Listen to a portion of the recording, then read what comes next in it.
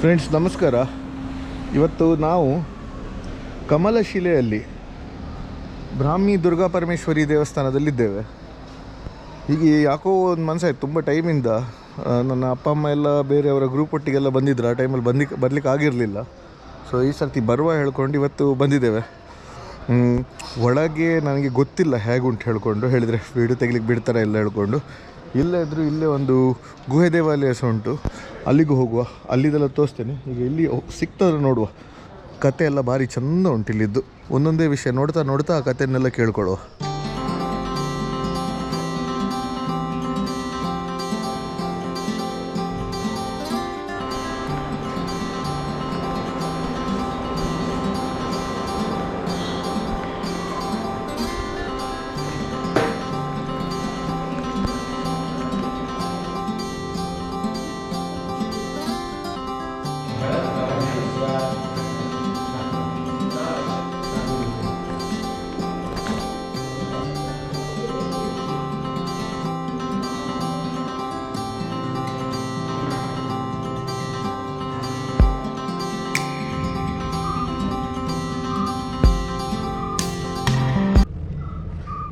So ಈ ದೇವಸ್ಥಾನದಲ್ಲಿ ತುಂಬ ವಿಶೇಷತೆ ಉಂಟು.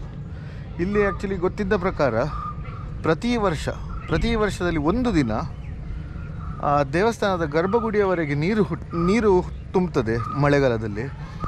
ಆ ನೀರು ತುಂಬಿದದ್ದು ದೇವರ ವಿಗ್ರಹದ ಕಾಲುಂಟಲ್ಲ, ಕಾಲಿನವರೆಗೆ ಹೋಗ್ಕೊಂಡು, ಅದು ಹೇಳಿದರೆ ಆಲ್ಮೋಸ್ಟ್ ಒಂದು ನಮ್ಮನೆ ಪಾದ ಸೇವೆ ಮಾಡಿಕೊಂಡು ಬಂದಿದೆ ಹೇಳಿದ ಹಾಗೆ. ಪ್ರತಿ ವರ್ಷ ಒಂದು ದಿನ ಇದು ನಡೀತದೆ. ಅದು ಬಿಟ್ಟರೆ ಇಲ್ಲಿದು ಆ ದುರ್ಗಾ ಪರಮೇಶ್ವರಿ ಸ್ವರೂಪ ಎಂತ ಉಂಟಲ್ಲ, ನಂಬಿಕೆ ಅಂತ ಹೇಳಿದರೆ ಕಾಳಿ, ಲಕ್ಷ್ಮಿ, ಸರಸ್ವತಿ ಈ ಮೂರು ಜನರ ಸಮಾಗಮದ್ದು. ಈ ಮೂರು ಜನರದ್ದು ಒಂದು ಸ್ವರೂಪ ಹಾಕ್ಕೊಂಡು ಇಲ್ಲಿ ಸ್ಥಾಪನೆ ಮಾಡಿದ್ದಾರೆ ಹೇಳಿಕೊಂಡು. ಮತ್ತು ತುಂಬ ವಿಶೇಷವಾದದ್ದು ಎಂತಂದು ಹೇಳಿದರೆ ಇಲ್ಲಿ ಮಾತ್ರ ಸಾಧಾರಣ ಬೇರೆ ಕಡೆಯಲ್ಲಿ ಇರ್ಬೋದು, ಇಲ್ಲ ಹೇಳಿ ಗೊತ್ತಿಲ್ಲ ನನಗೆ, ಬಟ್ ಇಲ್ಲಿ ದೇವಿಯನ್ನು ಲಿಂಗದ ಸ್ವರೂಪದಲ್ಲಿ ಪೂಜೆ ಮಾಡ್ತಾರೆ. ಸೊ ಒಳಗೆ ಗರ್ಭಗುಡಿ ಆಚೆ ಎಲ್ಲ ಅಲ್ಲಿ ವಿಡಿಯೋ ತೆಗಿಲಿಕ್ಕೆ ಬಿಟ್ಟಿರಲಿಲ್ಲ, ವಿಚ್ ಈಸ್ ಓಕೆ. ಬಟ್ ಭಾರಿ ಹೇಳಿದರೆ ಆ ಹಳೆತನವನ್ನು ಹಾಗೆ ಉಳಿಸ್ಕೊಂಡಿದ್ದಾರೆ. ಚೆಂದ ಉಂಟು ದೇವಸ್ಥಾನ. ಮತ್ತು ಇದೊಂದು ಕೆಲವು ವಿಶೇಷತೆ. ಮತ್ತು ಇಲ್ಲಿ 365 ದಿನ ಸಹ ಅನ್ನ ಸಂತರ್ಪಣೆ ಆಗ್ತಾ ಇರ್ತದೆ. ಸೊ ಯಾವುದೇ ಈಗ ನಾವು ಒಳಗೆ ಹೋದ ಕೂಡಲೇ ಗಂಟೆ ಆಲ್ಮೋಸ್ಟ್ 2:30 ಆಗಿದೆ, ನಿಮ್ಮದು ಊಟ ಆಗಿದೆ, ಊಟ ಆಗಲಿಲ್ಲ ಆದರೆ ಫಸ್ಟಿಗೆ ಊಟ ಮಾಡ್ಕೊಂಡು ಬನ್ನಿ ಹೇಳಿದರು. ಸೊ ಯಾವುದೇ ಟೈಮಿಗೆ ಇಲ್ಲಿ ಮಧ್ಯಾಹ್ನದ ಟೈಮಲ್ಲಿ ನೀವು ಬಂದರೆ ಊಟ ಸಹ ಇಲ್ಲಿ ಇರ್ತದೆ.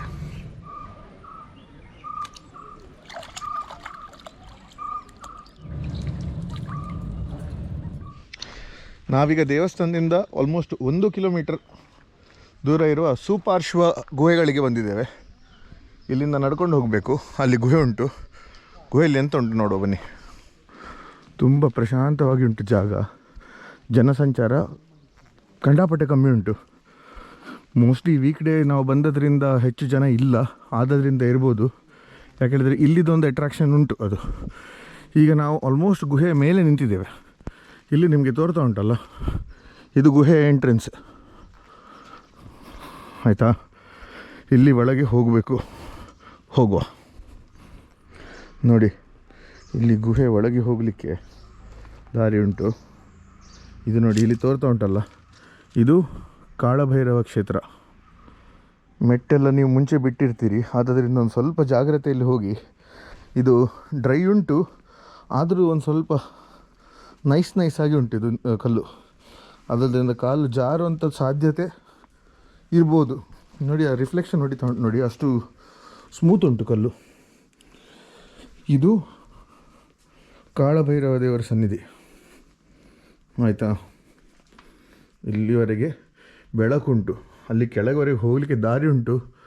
ಯಾರು ಇಲ್ಲದೆ ಹೋಗ್ಲಿಕ್ಕೂ ಅಂತೇಳಿ ಅರ್ಥ ಆಗೋದಿಲ್ಲ. ನೋಡುವ, ಸ್ವಲ್ಪ ಕೆಳಗೆವರೆಗೆ ಹೋಗುವ. ಇಲ್ಲಿ ಜಾಗ ಮಾತ್ರ ಉಂಟಲ್ಲ, ನಡಿಲಿಕ್ಕೆ ಸ್ವಲ್ಪ ಕಷ್ಟ ಉಂಟು.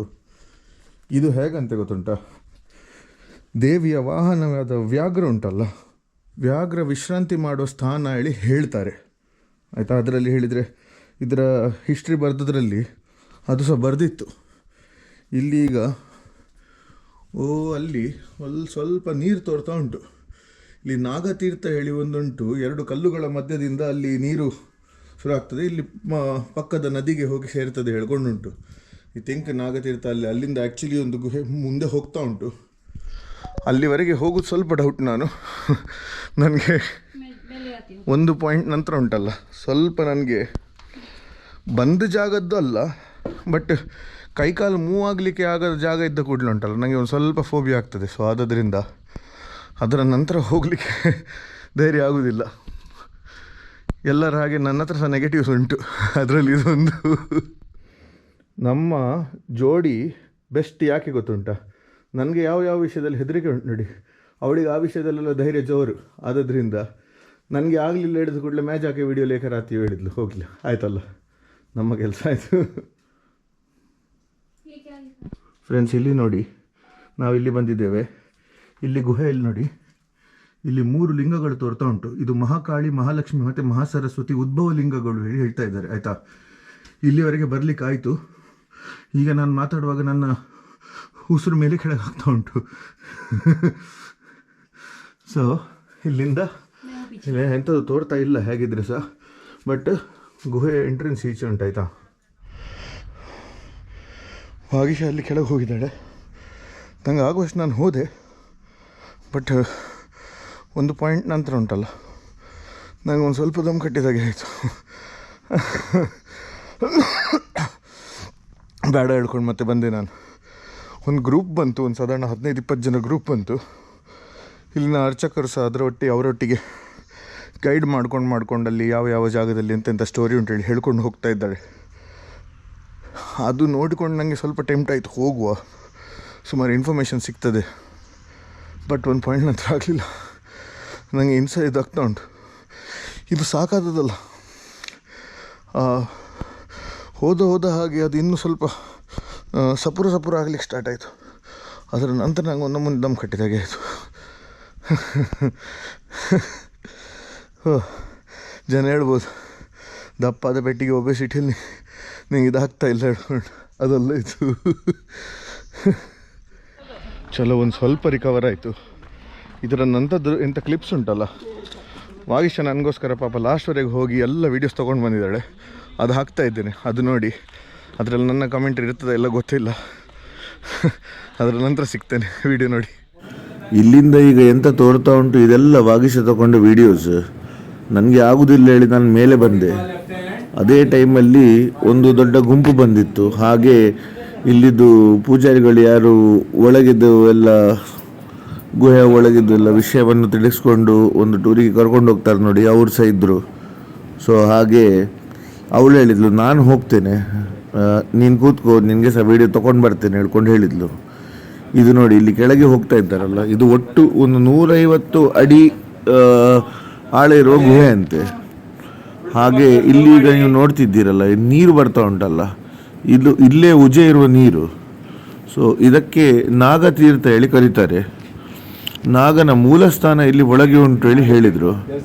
ಸೊ ಹಾಗೆ ಇಲ್ಲಿ ಒಳಗೆ ಹೋಗಿ ಒಂದು ಕಡೆ ಮುಂದೆ ಹೋಗ್ಲಿಕ್ಕೆ ಇರ್ತದೆ. ಈ ಪಾಯಿಂಟ್ ನಂತರ ನನಗೆ ಹೋಗ್ಲಿಕ್ಕೆ ಆಗಲಿಲ್ಲ. ಯಾಕೆ ಹೇಳಿದ್ರೆ, ಒಂದೇ ಅಂತ ಹೇಳಿದ್ರೆ ಕತ್ತಲೆ ಇತ್ತು, ಅದು ಎಷ್ಟು ಸಂಧಿ ಉಂಟು ಎಷ್ಟು ಸಪೂರ ಉಂಟು ಹೇಳಿ ನಂಗೆ ಗೊತ್ತಾಗಲಿಲ್ಲ. ಆದ್ದರಿಂದ ನನಗೆ ಬೇಡ, ಆ ಧೈರ್ಯ ಮಾಡೋದು ಬೇಡ ಹೇಳ್ಕೊಂಡು ನಾನು ಹಾಗೆ ನಿಂತೆ. ಸೊ ಇಲ್ಲಿಂದ ನೋಡಿ, ಇದು ಹೇಗೆ ಹೇಳಿದರೆ, ಇಲ್ಲಿಂದ ಇನ್ನು ಮುಂದೆ ಹೋಗ್ಲಿಕ್ಕೆ ಇರ್ತದೆ. ಹೋಗಬೇಕಾದ್ರೆ ನೀರನ್ನು ತಾಗಿಸಬೇಡಿ ಹೇಳಿ ಹೇಳ್ತಾರೆ. ವಾಪಸ್ ಬರಬೇಕಾದ್ರೆ ಮಾತ್ರ ಈ ನೀರನ್ನು ಮುಟ್ಟಿಕೊಂಡು ಅಥವಾ ನೀರಿನ ತೀರ್ಥ ಪ್ರಸಾದವಾಗಿ ತಗೊಂಡು ಬಂದರೆ ನಿಮ್ಗೆ ಎಂತೆಲ್ಲ ನಾಗದೋಷ ಉಂಟು ಅದೆಲ್ಲ ನಿವಾರಣೆ ಆಗ್ತಾ ಹೇಳಿ ಭಟ್ರು ಹೇಳಿದರು ಆಯಿತಾ. ಸೊ ಇಲ್ಲಿಂದ ಈಗ ಒಳಗೆ ಹೋಗ್ತಿರ್ಬೇಕಾದ್ರೆ ಈ ಎಲ್ಲರೂ ಸಾಧಾರಣ ಮೊಬೈಲಿದು ಲೈಟ್ ಆನ್ ಮಾಡಿದ್ದಾರೆ. ಅದು ಬಿಟ್ಟರೆ ಕಗ್ಗತ್ತಲುಂಟಿಲ್ಲಿ, ಅಲ್ಲಿ ಇಡೀ ಗೋಡೆ ಮೇಲೆ ಬಾವಲಿಗಳು ಆಯಿತಾ. ಯಾವ ನಮೂನೆ ತುಂಬಿ ಹೋಗಿದೆ ಹೇಳಿ ಹೇಳಲಿಕ್ಕೆ ಆಗೋದಿಲ್ಲ. ಅಲ್ಲಿ ಪ್ರಾಬ್ಲಮ್ ಮಾತ್ರ ಒಂದೇ ಅಂತ ಹೇಳಿದರೆ, ಈಗ ನಿಮಗೆ 4:15 ಹೇಳಬೇಕಾದ್ರೆ ಇದನ್ನು ಗುಹೆಗೆ ವಿಸಿಟ್ ಮಾಡೋದು ಬಂದ್ ಮಾಡ್ತಾರೆ. ಯಾಕೆ ಹೇಳಿದರೆ, ಒಂದು ಸ್ವಲ್ಪ ಕತ್ತಲೆ ಆಗಲಿಕ್ಕೆ ಸ್ಟಾರ್ಟ್ ಆದ ಕೂಡಲೇ ಅವರ ವಿಸಿಬಿಲಿಟಿ ಹೆಚ್ಚಾಗ್ತದೆ ಬಾವಲಿಗಳದ್ದು. ಸೊ ಆದ್ದರಿಂದ ಅದರ ನಂತರ ಹೋಯ್ತು ಹೇಳಿದರೆ ಉಂಟಲ್ಲ, ಮತ್ತೆ ಎಲ್ಲಿ ಯಾರು ಪರಂಕ್ತಾರೆ ಹೇಳಲಿಕ್ಕೆ ಆಗೋದಿಲ್ಲ. ಆದ್ದರಿಂದ ಪ್ಲಸ್ ಇದು ಫಾರೆಸ್ಟ್ ಏರಿಯಾ ಆದ್ದರಿಂದ ಹುಲಿಗಳು ಬರುವುದು ಅಥವಾ ಯಾವುದೇ ಒಂದು ಪ್ರಾಣಿಗಳು ಬರುವುದು. ಈ ಗುಹೆ ಹೇಗಿದ್ರೂ ವ್ಯಾಘ್ರ ವಿಶ್ರಾಂತಿ ಮಾಡುವ ಜಾಗ ಹೇಳಿದ್ದಾರೆ. ಹೌದಲ್ಲ. ಸೊ ಆದದ್ರಿಂದ ಸೊ ಹೀಗೆ 4:15 ಹೇಳಿದ ಕೂಡಲೇ ಅವರು ಬಂದ್ ಮಾಡ್ಲಿಕ್ಕೆ ಹೇಳ್ತಾರೆ. ಅದರ ನಂತರ ಯಾರು ವಿಸಿಟರ್ಸ್ ಬೇಡ ಹೇಳ್ಕೊಂಡು. ಸೊ ನಮಗೆ ಸಾಧಾರಣ ಒಂದು 3:30-3:45 ಹೇಳಬೇಕಾದ್ರೆ ನಾವು ಅಲ್ಲಿದ್ದೆವು. ಆದ್ರಿಂದ ನಮಗೆ ಅದು ನೋಡಲಿಕ್ಕೆ ಸಿಕ್ಕಿತ್ತು. ಇಲ್ಲಿ ನೋಡಿ, ಈಗ ಇನ್ನೂ ಒಳಗೆ ಹೋಗ್ತಿದ್ದಾರೆ. ಇನ್ನು ಒಳಗೆ ಹೋದ ನಂತರ ಅಲ್ಲಿ